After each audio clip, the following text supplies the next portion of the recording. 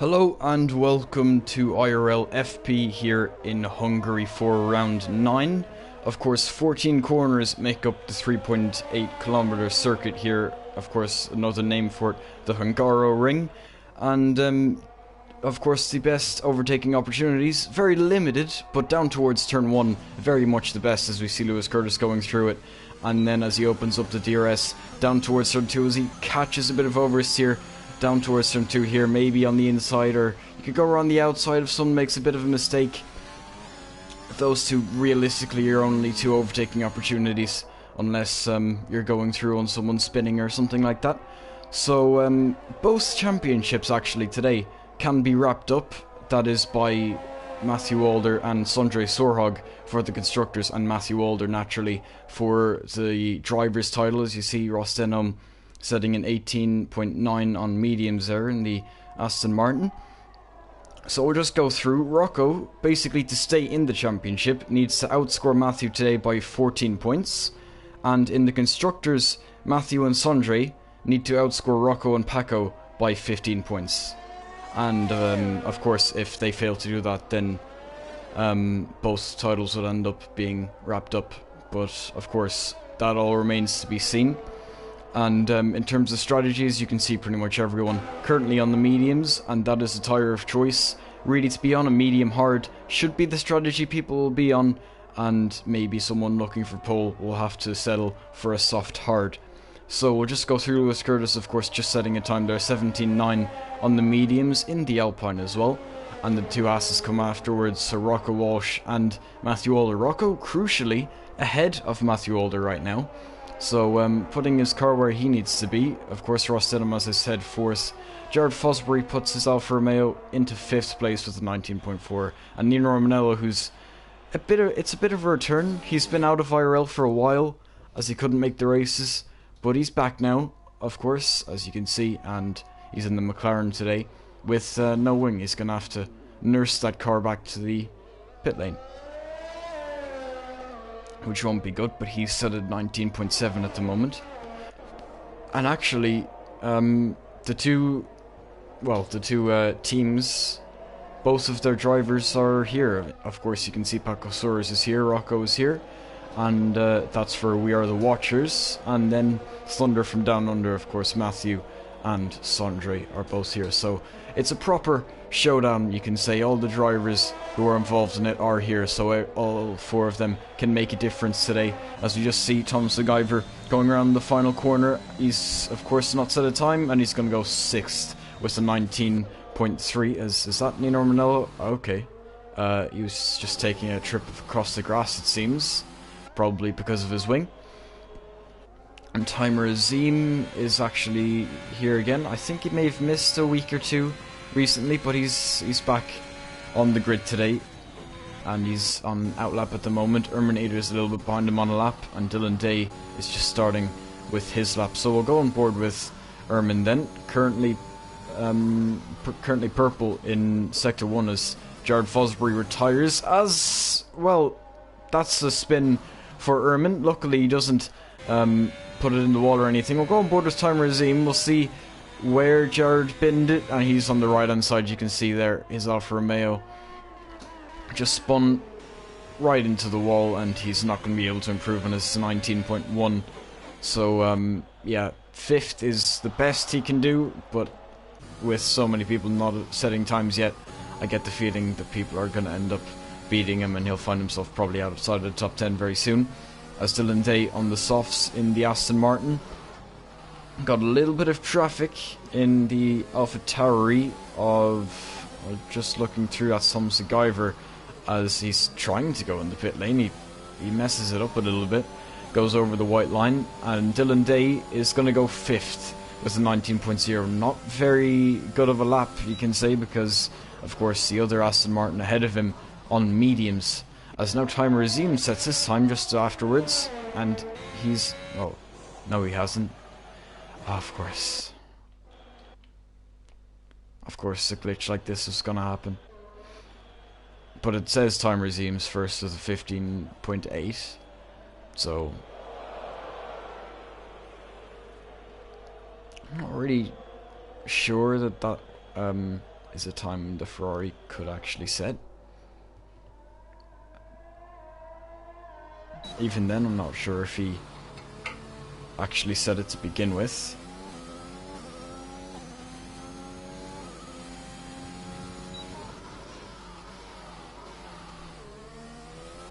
So just find someone else. Looks like Ollie Flavel is on a lap as he's going through turn 2. He's on the mediums and the Williams. So the second slowest car for today. As you can see, he's losing the rear end, and he's going to spin out of turn 3, do a full 360, and going to be able to continue without any damage to his car. But certainly his lap is out the window, and he's going to have to go back into the pit lane. As I don't think anyone else is currently on a lap. Erman's actually going for another lap. He's going to be crossing over the line. He's going to... that's interesting now. He braked at the end, probably looking to be a little more down the order, but didn't really work because he's still second with a 16.5.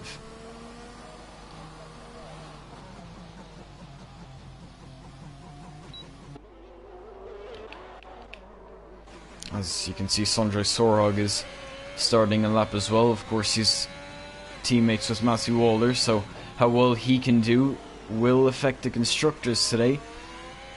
As of course through turn 3, as we just saw Ollie go around. Luckily for Sondre, he's able to keep it on the track. And now turn 4, a corner that can very suddenly find you spinning in left into the barrier, even almost DNFing you from a race at times. Luckily for Sondre again, he just keeps it clean. It's looking like a fairly clean lap at the moment. Of course, the Alfa Romeo isn't the best car to be in, and he said he was struggling a little bit with turning, I think it was. That he just wasn't getting quite enough turning that he wanted. I think he did get a new setup though, so hopefully it's working for him now. Well, of course, we'll see where this ends up putting him. I'd be expecting him to probably be around 8th, maybe a 19.0 or something around there. But he's going to come through the final corner anyway, open up the DRS, use all the exit curb as well, and he's going to go 4th actually.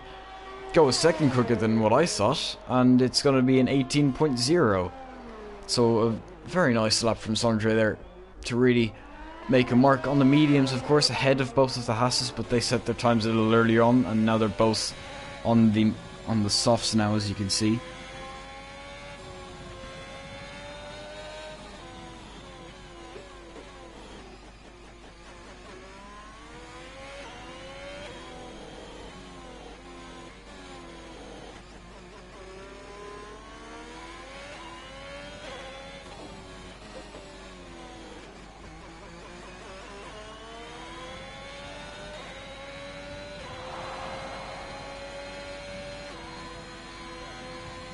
I'm just getting the tweak together. So of course we'll see how well Rocco Walsh can do at the end of this lap. And then we'll go to Matthew Walder, who's just started his lap as well.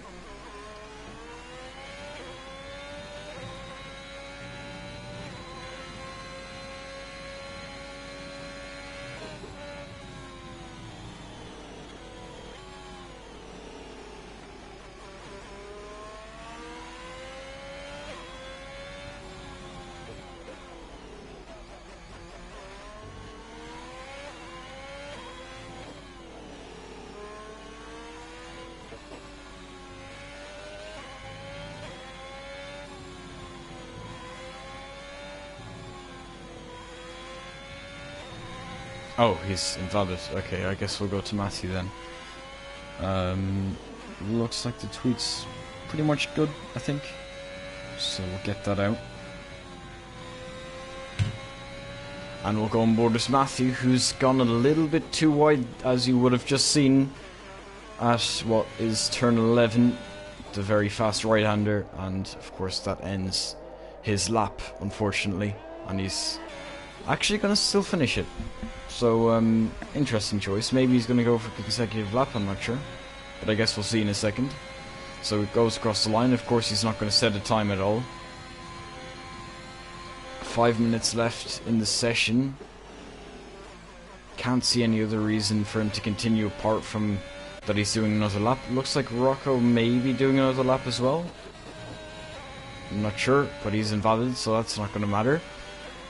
As of course Matthew in the Haas and these tires would be getting a little bit old now, as you can see Thomas McGyver's set a time recently, it seems, as way off the track for Matthew Alder, and that's going to be an invalidation for him as well. Dylan Day is a little bit further back, and I think he's maybe the only one. Actually no, Erminator is a bit further ahead, he's on a lap, so we'll be on board with Erminator then. In the Mercedes, who broke on his last lap right at the end, so he didn't want to set a lap that was too fast, and of course now he's going again, keeping it within the white lines just about. Purple in sector 2, he's about 4/10 up of course, so even with the brake he could end up in the 14s even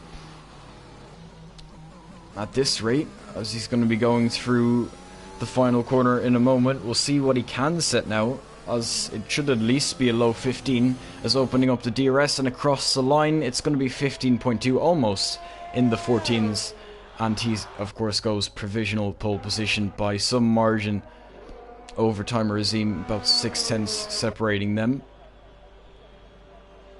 and pretty much no one else out right now. Only Flavo's out, so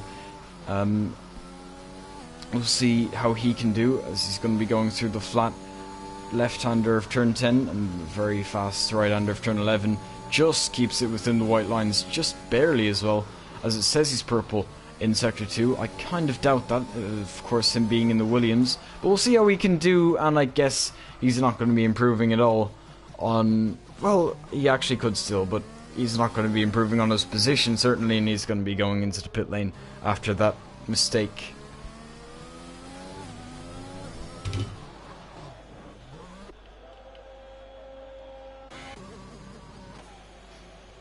As again, Timer Azim just glitching around.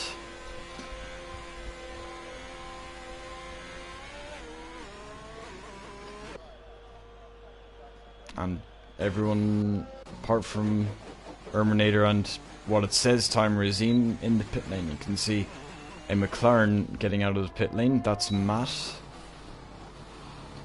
making his way out, as Paco Suarez actually serving a quali ban and has a 30-second time penalty to be added on to his race time as well, so certainly not a good situation for him to be in. So it's going to be pretty much Rocco fighting for the title and constructors on his own up at front, which certainly doesn't make it easy for him, especially when Sondre's put himself 5th, just ahead of him at the moment.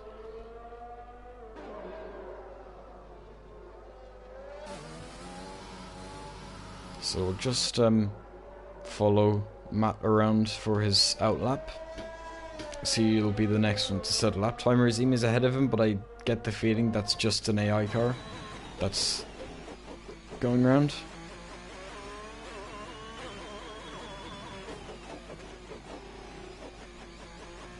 Honestly, not sure. We'll go on board anyway, but if something happens, I guess we'll switch back over to Matt and see what happens there. So, of course, going down towards turn 1, he's got quite a bit of traffic ahead of him, and he's going to have to clear them on his lap. An Alpha Tauri there, I think that's Thomas McGyver just ahead of him, and then he's got a Williams of what I assume to be Ollie Flavel, not too far up the track either. As, of course, going through turn 3, you can see there's Ollie, so he'll have to get out of the way before turn 4, and he does get out of the way before turn 4 there, as the next one up is a Haas. I'm not sure which Haas, but of course Timer Azim regardless is going to have to clear him as the Haas gets out of the way, and Timer Azim can continue on. See, he crossed the line, but he's on an outlap. Like, it just doesn't make sense. Well then, we'll go on board with Matt. If Timer Azim improves, I'll mention it, but it says he's on an outlap. It's just completely glitched for his car. So Matt, of course, we'll see how he does when he goes out of turn 11. We'll see how much time he's up by, and he's going to be crossing over the line there, as he hasn't actually said the time. It says it's purple though, as he's got quite a bit of traffic there. I think that was an Alpine getting out of the way on the left hand side, I'm not sure. And then he's got an Alpha Tauri ahead of him, who shouldn't get in the way. Of course, he's starting a lap at the moment. So around the final corner from Matt and across the line, and he's going to go 3rd with a 16.2 3.5 at the moment at least. Still yet to see if people can end up beating that, as we'll go on board with Rocco Walsh, who's on a lap. Of course, he's one of the ones fighting for a title. He's gone a little bit wide, but just luckily for him, he's going to be able to continue on his lap, and he doesn't invalidate the exit of turn 11. He's 5/10 up at the moment, so looking at time around the 17s. And he goes a little bit deep. He gets up on the curb. Is he going to continue with his lap, though? He may well. I mean, 5/10 up. He should get some sort of improvement. Don't think it's going to be enough, though, and he's going to back off. And I think that's probably a fair decision, as Matthew Alder now is on a time. I think there's a Williams just stricken there, as actually it could be a retired Williams, as Ollie Flavel's at least retired, as someone's improved. That's Nino Romanello, who goes with a 15.5. Matthew Alder will be looking to be in the 16s. In the Haas, of course, Haas can't do too much. He's invalidated, I didn't notice there, and he's not going to be able to improve. Matt is going into pit lane, so is Timer Azim, and Urban won't have to do any more. He's got provisional pole position. No one else is going to be improving. So looking at the title fight then, of course, Sondre has put his car in 7th, just ahead of Rocco Walsh, who finds himself in a sandwich between the two teammates of Sondre and Matthew Alder. Of course, 7th and 9th, with Rocco 8th, and Paco Suarez down on 14th. I think he'll probably have to stay out and do some holding up, because with the 30-second penalty, he's not going to really become a factor in finishing the top 10 unless there's a few retirements. Which, to be fair, is possible, but I guess that remains to be seen. So just waiting on a few people as Time Racing's car's gone out again. Of course it has.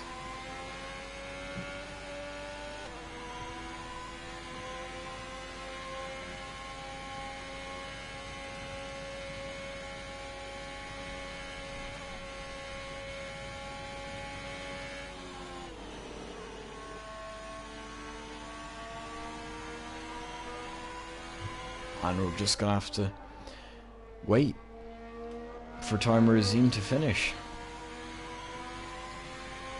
which I think I find myself doing, and I guess all the drivers find themselves doing quite a bit as well, because it's almost always Timer Azim's car that this happens to.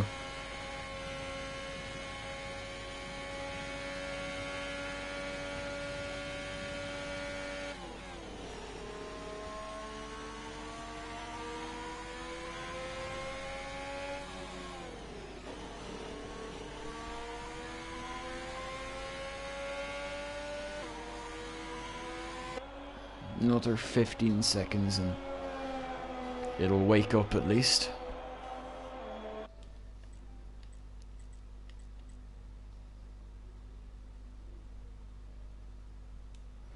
Well, Lerman, to be fair, this happens all the time in FP with Timer's car. So now, that looks like someone actually on a lap as well.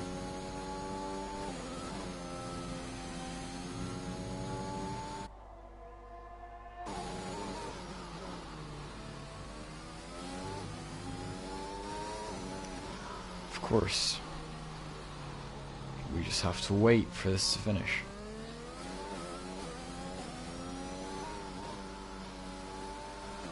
I do know that a glitch exists where it shows different times as to when the session finishes.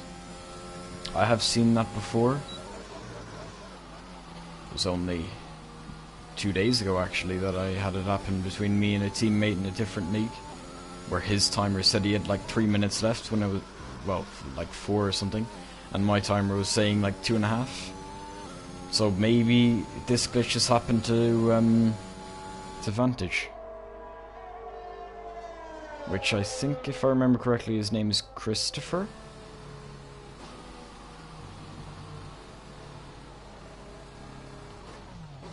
But I'll check that to be sure.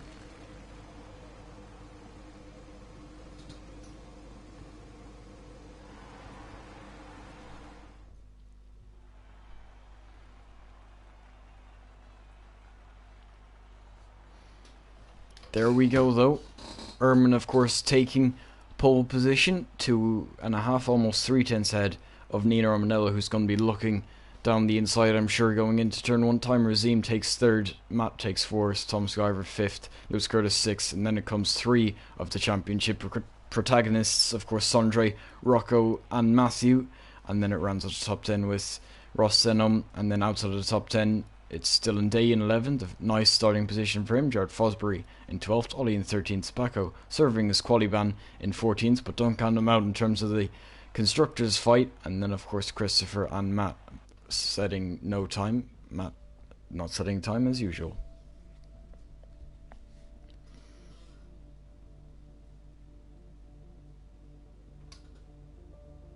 Just trying to find that I do actually have his name right.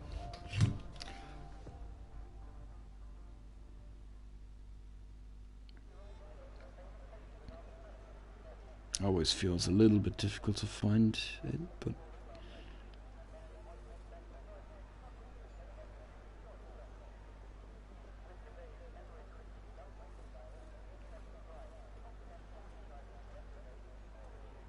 yeah, it is Christopher actually, I was right. Christopher Knight is his name.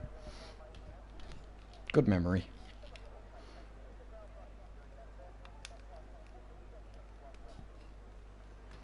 As we just wait then for everyone to get their strategies together, maybe changing the front wing a few clicks down or up, depending on what people feel like doing. And then we'll be able to get away with the formation lap, which of course it's going to be Ehrman who's leading in the Mercedes. Nina Romanello on what you could say a little bit of a return to IRL after a little bit of a break. I think he was on holiday. And well, he's back now, and he's actually pulled ahead of the Mercedes. He should be giving that position back, though.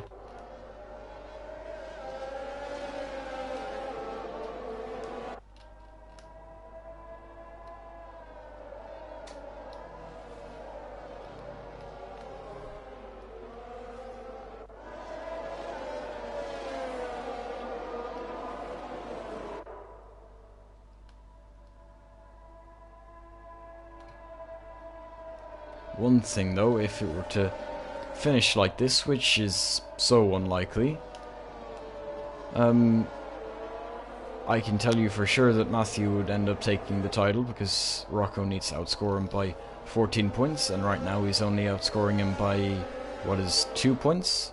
Neither of them took pole position, of course, so it's no extra points for pole today either. And in terms of the constructors, it's Sondre and Matthew who need to outscore Paco and Rocco by 15 points, which they're obviously not doing at the moment, but you never know. Matthew always somehow finds a way to get on the podium in the slowest car, which he's been on from day one in FP, of course, because he took the win all the way back in Belgium all those months ago now. It's like 2 months ago that he's taken that win in Belgium. And he's stayed in the slowest car ever since. And he's retained the lead ever since as well.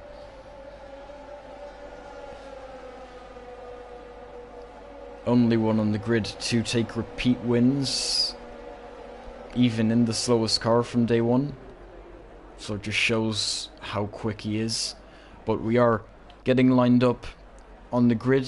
So I'll just get all this information up on the screen quickly, as if it just wants to give me the camera angle.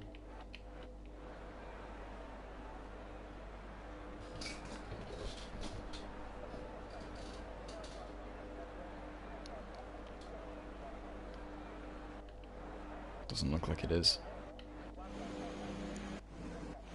I think Timer probably has to leave for it to fix.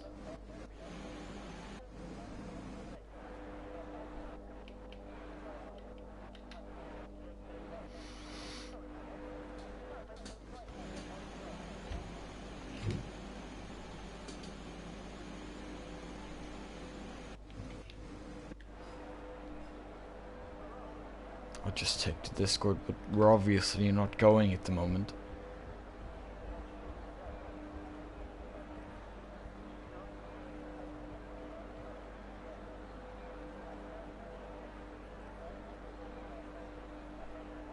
Well, actually, could be. not sure. Oh, well.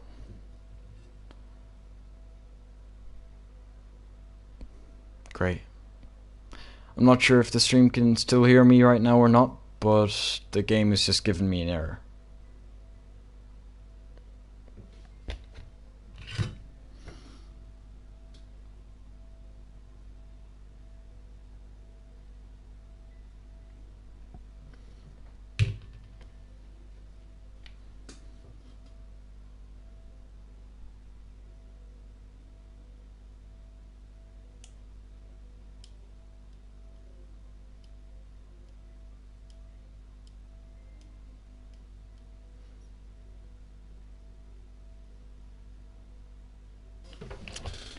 Great.